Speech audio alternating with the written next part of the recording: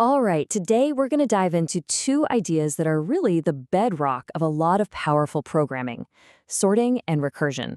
And these aren't just, abstract theories. They are tools that programmers are using every single day to crack some of their toughest problems. So, let's start with a really basic question that gets right to the heart of why we even need this stuff. I mean, in a world that is just drowning in data, how do you bring order to all that chaos? It doesn't matter if you're organizing emails, trying to find the cheapest flight, or ranking search results, it all starts with this one challenge. And this is what that chaos actually looks like to a computer. It's just a totally random, jumbled list of numbers. In this state, it's pretty much meaningless. If you want to find the biggest number, or the smallest, or anything in between, you've got to organize it first.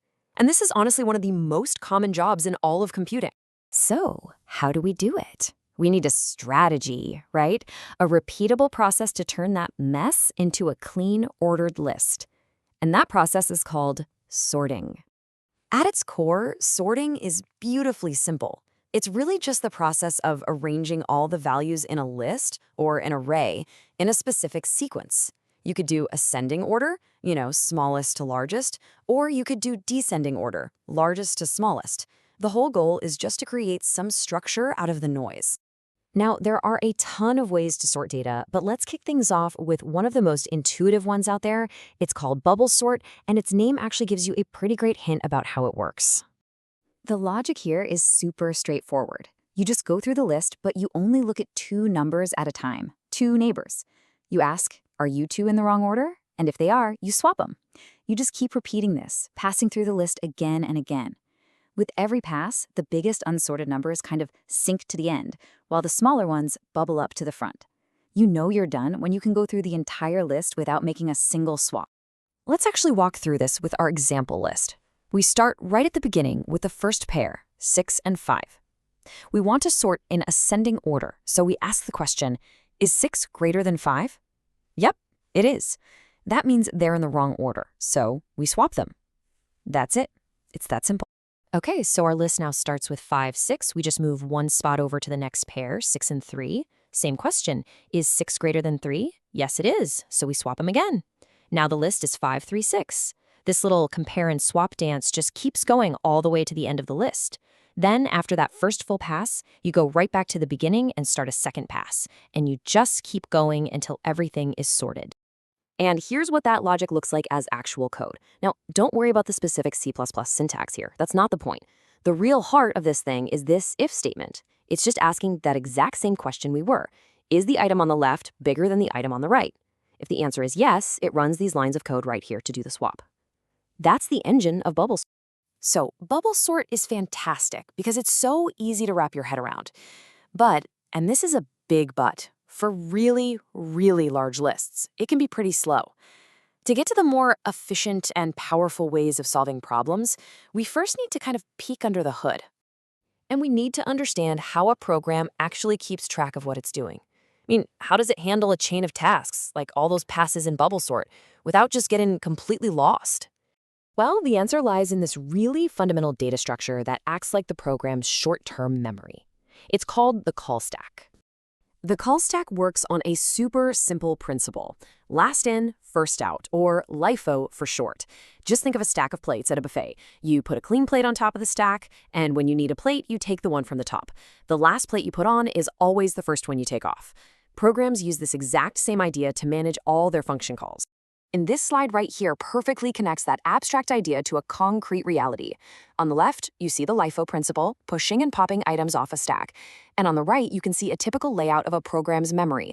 And right there at the top is the stack. That's where this all happens. Every single time a function gets called, its info gets pushed onto the stack, just like adding a new plate. So with this idea of a call stack in our minds, let's ask a really weird question. What happens if a function calls itself? This is the mind-bending but incredibly powerful idea of recursion. Okay, look at this simple function here called message. All it does is print a line of text, and then its very last instruction is to call itself again. So it prints, then calls itself, which prints, then calls itself. Can you see the problem? This is an infinite loop. It's just going to keep pushing new calls onto that stack forever and ever until the program completely runs out of memory and crashes. So, how do we control this thing? On the left, that's our runaway train, the infinite loop. The solution, over on the right, is to add a condition.